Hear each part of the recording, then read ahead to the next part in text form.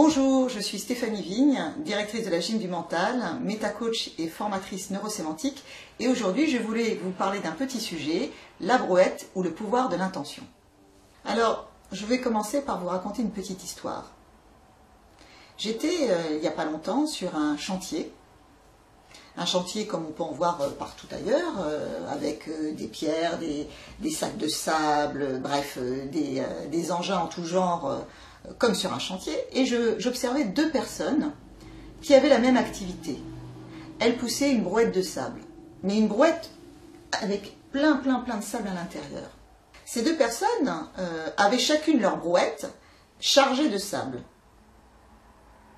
Je m'approche d'une de ces personnes et je demande à la première personne, donc, monsieur, est-ce que vous pouvez me dire, s'il vous plaît, ce que vous êtes en train de faire là tout de suite? Oh mademoiselle, vous ne riez pas, je suis en train de pousser une brouette de sable là, c'est pénible, vous voyez comme c'est lourd. Bon, excusez-moi, je ne vous dérange pas. Je vais voir la deuxième personne qui poussait une brouette de sable également et je lui pose la même question. Bonjour monsieur, est-ce que vous pouvez me dire ce que vous êtes en train de faire là? Oh mademoiselle, si vous saviez, je suis en train de construire une cathédrale, elle va être magnifique. Alors, cette histoire est très courte, mais à votre avis, de quoi parle-t-elle au fond? Vous l'aurez deviné, elle parle du pouvoir de l'intention. La première personne, lorsqu'elle pousse sa brouette de sable et qu'elle trouve extrêmement pénible, n'a mentalement aucune intention que simplement de pousser une brouette. Et donc, elle n'a pas d'énergie et ça devient pénible pour elle. La deuxième personne, lorsqu'elle pousse cette même brouette de sable avec la même quantité de sable, est pleine d'énergie. D'ailleurs, elle va beaucoup plus vite que l'autre. Pourquoi? Parce qu'elle est chargée d'une intention très haute mentalement. Elle est pleine d'espoir, pleine d'envie et de désir par rapport à ce qu'elle est en train de faire.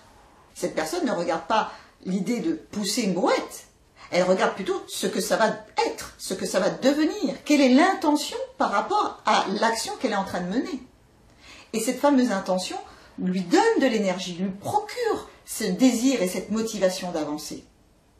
Alors revenons à vous. Vous pouvez de temps en temps éprouver des difficultés pour mener une action qui vous semble peu intéressante, comme par exemple aller faire les courses. Oh, encore ce soir, il faut que j'aille faire les courses.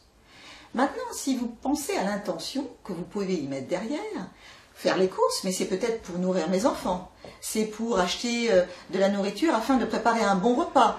Et si on prépare un bon repas, à ce moment-là, on va passer une très bonne soirée tous ensemble. Là, vous allez y mettre une intention plus forte. Et du coup, aller faire les courses va vous paraître beaucoup plus simple. Avec cette petite histoire, vous comprenez maintenant le pouvoir de l'intention et je vous invite à penser aux intentions que vous mettez à travers vos actions, car elles déterminent la qualité de votre vie et votre bien-être.